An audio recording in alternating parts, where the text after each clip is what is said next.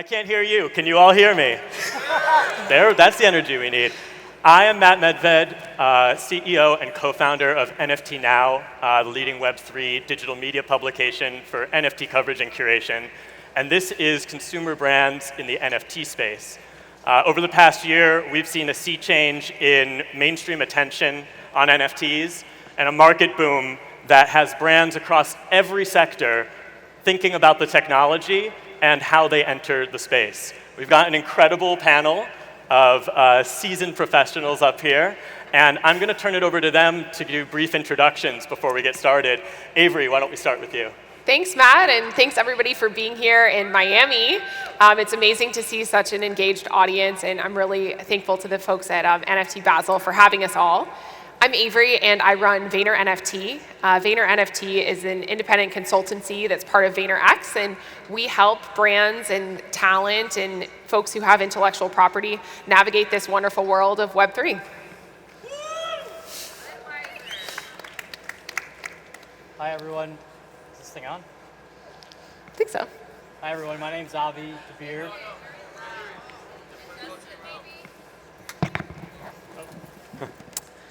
Hello, everyone. My name's Avi Dabir. I'm Vice President of Development at FTX US. We're a cryptocurrency exchange, and my role is in business development is basically to find interesting partnerships. Those range from doing sports marketing deals like FTX Arena, where we are here today, as well as working with a variety of brands to help them with their NFT opportunities. Thank you. Hi, everybody. Thanks, Matt. Thanks, NFT Basel, for putting all of this together. I'm Jeff Marsilio. I'm CEO and co-founder of Nifty's. Nifty's is a social marketplace for NFTs. We're best known for working with large brands. We launched with a partnership with Warner Brothers around Space Jam. And today at 1:01 p.m., we launched The Matrix. So we're really excited about that. Thanks. That's a hard one to follow. Hi, everyone. I'm Neda Whitney. I'm the SVP and Head of Marketing Americas at Christie's. We have sold almost $140 million in NFTs this year, kicking off the year with the sale of Beeple's Everydays for around $69 million, which was a pretty big inflection point for pretty big inflection point for the NFT space. And I'm excited to talk to you guys about NFTs and art and how we've reached different communities and the work we're doing at Christie's. Amazing. And then I'm the last one, and I've got an English accent. Is there anyone from the UK in here? I see a few hands waving. We're too polite to holler and cheer. Yeah, exactly. Just pointing that out. I'm Sunil Singhvi. I'm the Chief Business Development Officer for Rarible.com. For those of you that don't know, Rarible is one of the largest auction marketplaces for NFTs. We've been going for around about 2 years, and I think we're a wonderful mixture of crypto-native artists, mainstream brands, up-and-coming talent. So excited to be on the panel today. Love it, love it. Give it up for our panelists real quick. All right, we're going to jump right into it with a question for everyone. We are all working day to day in the NFT space, and we're very much down the rabbit hole and in the echo chamber. But for many, in many consumer brands, this is all very new, and they're still going through the learning curve. So I'm curious to hear each of your perspective. Why do NFTs matter for consumer brands, and how should they be thinking about entering the space? I'm not a consumer brand at Christie's, or we are a consumer brand, but we're a very niche consumer brand. But I think what's interesting is after we sold the Beeple work, I was privileged to be on Marketing for the Now with Gary Vee. Thank you for that. Over at VaynerMedia, and he asked this very question. It was a pretty prescient question back in March, and he said, how do consumer brands responsibly engage in NFTs? And my answer then was they have to have IP and they have to have authenticity, because it really is a space where fools rush in. So at the time, Charmin was doing NFTs. A lot of brands were out there just being like, let's NFT it. Sounds like a great idea. And it wasn't, in fact, a great idea. But I think brands are doing it a little bit more thoughtfully and responsibly now. And I'd love to turn it over to Avery to talk about the great example they just had with Budweiser, because I think months later, Gary waited, Gary took his time, and your firm found a really thoughtful way to engage with consumer brands. That's an amazing segue, and a lot happens in 10 months, especially in the world of NFTs. It might even feel like 10 years. But I think what Neda is touching on is a lot of consumer brands are interested in NFTs and are looking for a way to get in, right? But the way to responsibly sort of jump into this space of NFTs sometimes doesn't have to be a big PR splash. It can start off with something really strategic. It can start off with beginning to accept crypto, beginning to understand the NFT space, beginning to build your strategy. And those of you who may have been looking and sort of watching over time might have seen that Budweiser, secured beer.eth, which is an ENS domain, several months ago. They partnered with Tom Sachs to buy a rocket. They changed their profile picture to that rocket. They then hosted Tom Sachs and his team at the St. Louis brewery for one of the rocket launches. And then when the time was right, which was yesterday, on Sci Beer Monday, they launched a Discord a couple weeks ago. And then when the time was right, they launched a really thoughtful project, which both sort of nodded to the heritage of Budweiser and also to the future of what they're building with the Budverse. So I think that's an interesting example of a consumer brand really building over time, strategically and thoughtfully. There are a lot of things that maybe we change next go around. Try to not crash the site with too much demand is one key learning. But I think that's a good example of sort of building over time, creating an authentic connection to the community, which then sort of gives you the permission to launch an NFT project. But beyond just that one example, Matt, I think you asked around why should brands care about this space? Because fundamentally, brands want to connect with consumers. And NFTs are a new way for them to engage their audience and to connect with consumers as we begin this journey to Web3. We know it's the very, very, very beginning, and I'll let some of these folks talk about what they think. I think that was a really good answer. It's really just about connection, community, and building a relationship with your audience.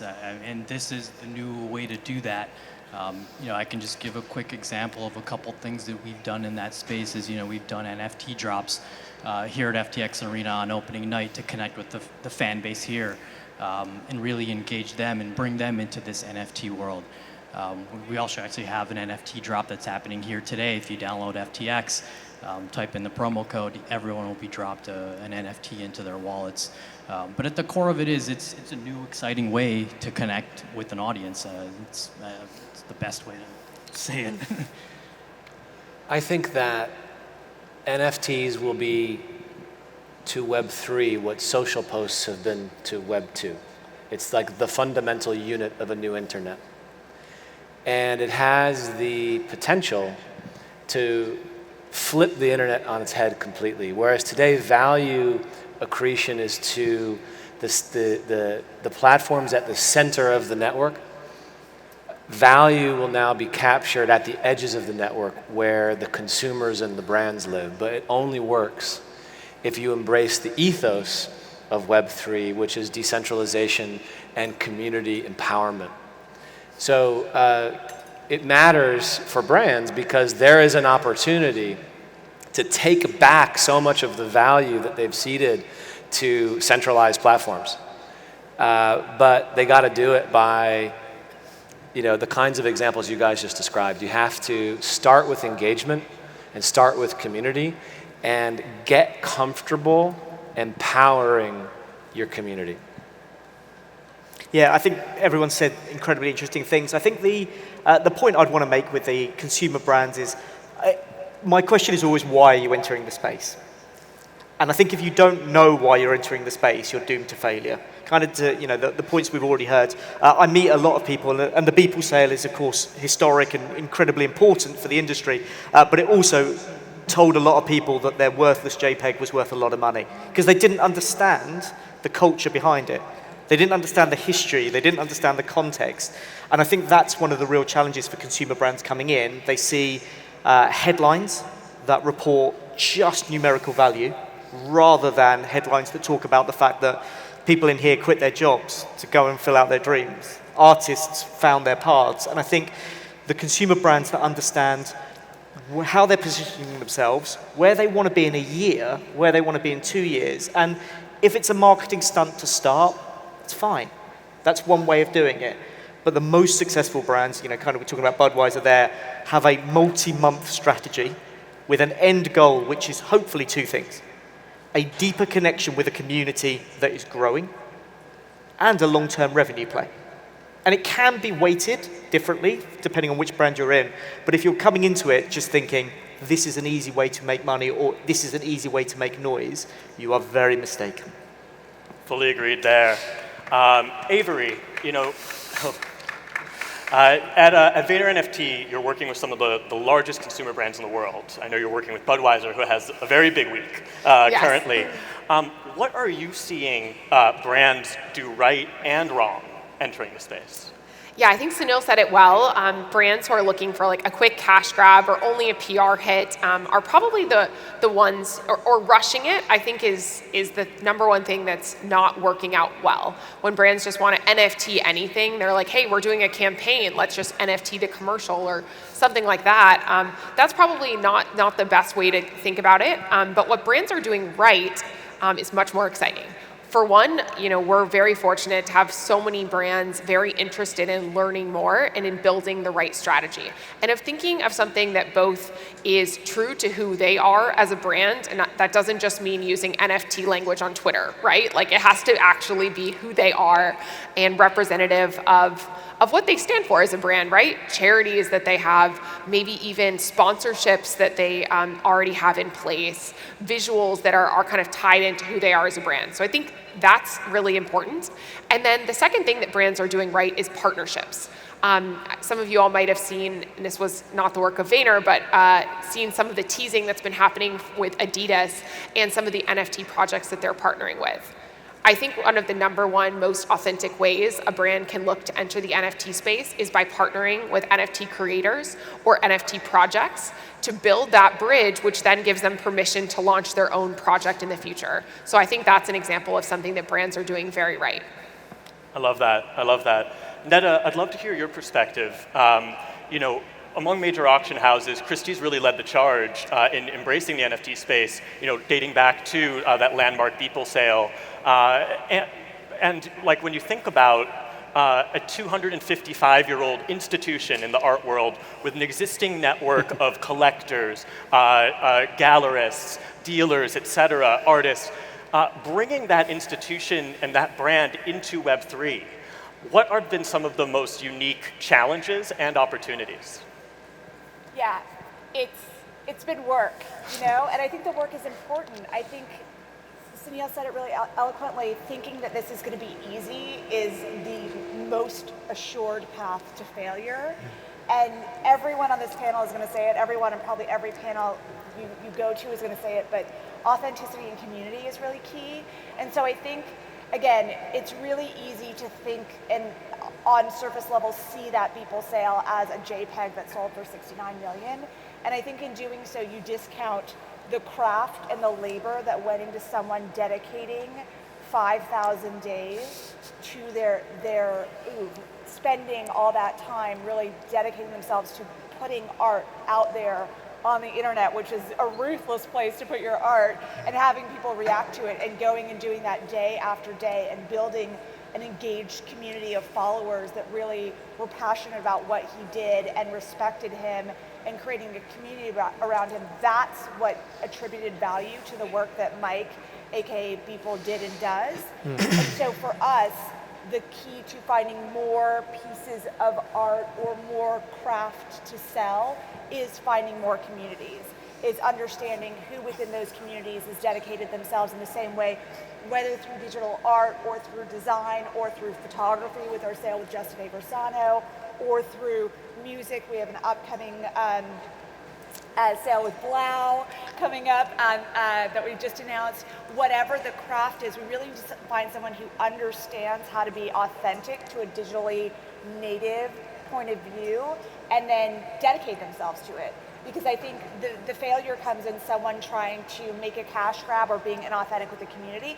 And we haven't been perfect. I think anyone who thinks they got it right on the first try is probably bending the truth a little bit. We've had some missteps. I think every brand has, as we've learned how to engage with the community and how to really listen to them and how to, they've called us out on Twitter, and I imagine they will continue to as we learn our ways. And we've spent some time in the Discord channels and really, tried to understand what we're doing right and what people like about how we're participating. Our partnership coming up with OpenSea is another way to try and figure out different ways that we can do more primary sales instead of secondary sales. I think for us, that's really important. As an auction house with 255 years of history and that is known for selling the last Da Vinci and pieces of work at 100 million and above tiers, we look for that most rare and most covetable and high echelon piece of work, whether it be paintbrush or pixels. But we also want to bring new artists into the forefront and give them a platform that aren't at that tier. So for us, it's incredibly important to find ways to thread the needle on both of those levels, and I think that's why a partnership with OpenSea is something that we wanted to explore so that we can meet the community on different levels. There was, some concern that we're only able to highlight at this tier, and we want to be able to highlight everything in between. So again, we're trying to engage with the community and find new ways to really meet the needs of the community, and those have been some of the ways that we've grown as a firm. I think also expanding outside of digital art. We did a design sale with an artist, Misha Khan. We did a photography sale, as I mentioned. We're doing a music sale, but I imagine 2022 and beyond holds different types of digitally native art in a broader sense for us, and that will be test and learn, and I'm sure we will be on another journey along with the community and along with creators. But for us, it's really exciting, and I think for us, anything we do that brings someone into the fold to learn about Web3, but also to learn about art and culture, because that's what Christie's as a brand is really about, is exciting. For me as a marketer, anytime I get to tell someone about the wonderful world of Christie's and all the different types of things you can collect. You can collect dinosaur bones, you can collect Shakespeare's first folio, you can collect, watches, you can collect anything, snuff bottles, anything you have a passion for, we sell in really interesting ways, and I get really excited about telling people about that. And now we also do digitally native art, which is super exciting, and new people, younger people are coming to Christie's as a brand. So it's a really exciting opportunity, but it comes with its ups and downs, and we're learning as a firm, and I think staying true to being consistently curious about how to learn is important. Totally. Can I pick up on just one point in the middle of that, which was like super, super smart, so I just wanted to come back to it. Absolutely. One of the big mistakes I see from large brands is thinking that they have one audience. And it's such a huge mistake to go out and say to your Twitter audience or your Instagram audience that you've amassed over a 5, 10, 15-year period, now we are doing NFTs. That audience might not be ready to come on that journey with you. And there's actually no reason to try and convert everyone with every campaign you do. So actually, at Rarible, we talk to people a lot about, actually, we're only looking for the 1% of your social following who understand.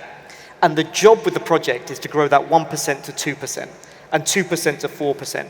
Anyone that thinks you work for a consumer brand now that can go out and convert 100% of your audience to crypto, you are mistaken. And actually what will happen is that you're battling misconception, misinformation, noise, and just the general mood of the internet. Those things, you don't win those battles. So actually thinking really smartly about what is my project? Who can I explain it to? Who wants to hear it and who wants to buy it? Those are your customers. Those are your consumers. Trying to get everyone at once is the road to madness. I promise you that. I couldn't agree more. And so before I founded Nifty's, I was at the NBA for 8 years, and I helped to start NBA Top Shot. So I couldn't agree more. I don't think we got a 1% of the NBA fans in the world with NBA Top Shot. Very successful. But we did okay. And we're obsessed with this idea at Nifty's as well, which is not just to take the crypto art community as we find it, but also to really try to push the boundaries to embrace new people. And while I agree completely with what you just said, I will say that there are way more curious people about NFTs than any of us appreciate. There are so many people who have read the articles about the Beeple sale in New York Times, who are interested, who are skeptical, but who haven't jumped in for one of three reasons usually.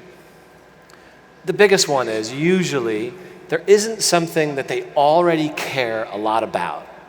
There's a lot of people who already care a lot about the NBA and NBA highlights. That helps. There's a lot of people who already care a lot about the Matrix. That helps.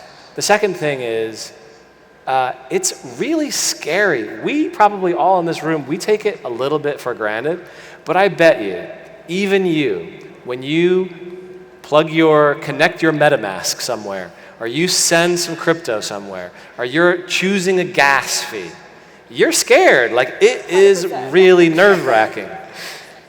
Like, imagine those people who just read about this in the New York Times or Vanity Fair. Like, how do they feel about MetaMask? And with all respect to MetaMask, which is an amazing product, but it's not easy enough. Like, this space is just not easy enough. It's got to be really easy. You don't want to give people objections when they've already got their own objections. And the third thing is, somebody said this earlier, all people are reading about is $69 million. And these crazy amounts of money, or they're going on Twitter and they're seeing lots of people bragging about all the money that they're making. That turns people off, man. Nobody wants to hear about the money that you're making.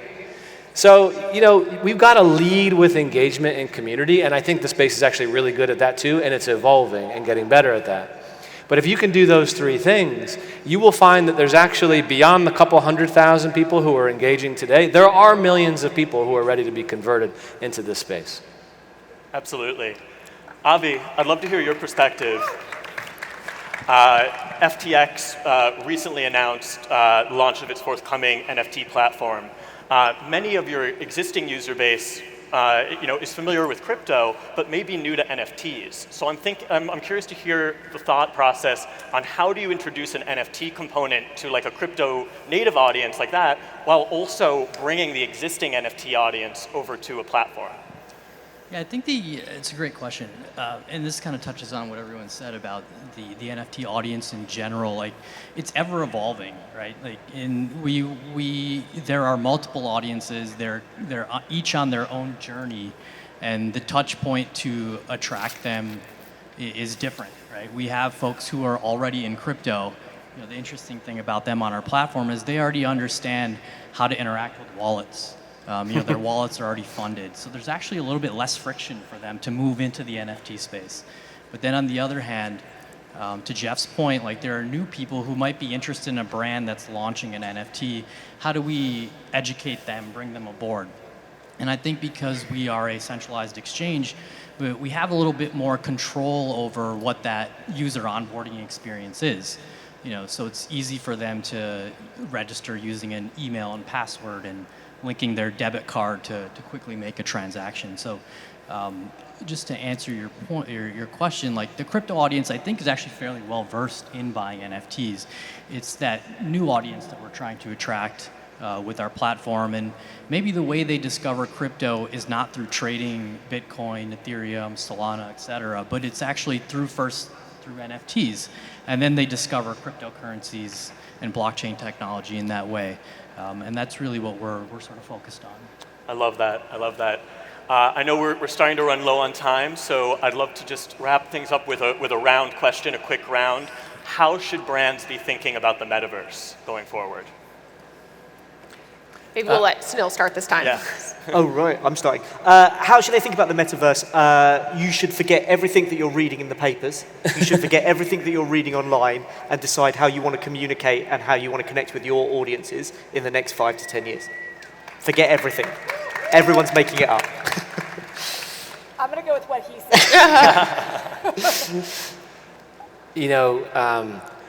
We talk to a lot of brands, and I'm surprised, maybe I shouldn't be surprised, at how many of them are talking about building their own metaverse. And you can't build your own metaverse because then it's not a metaverse, right? It's an oxymoron. A metaverse is open and unowned.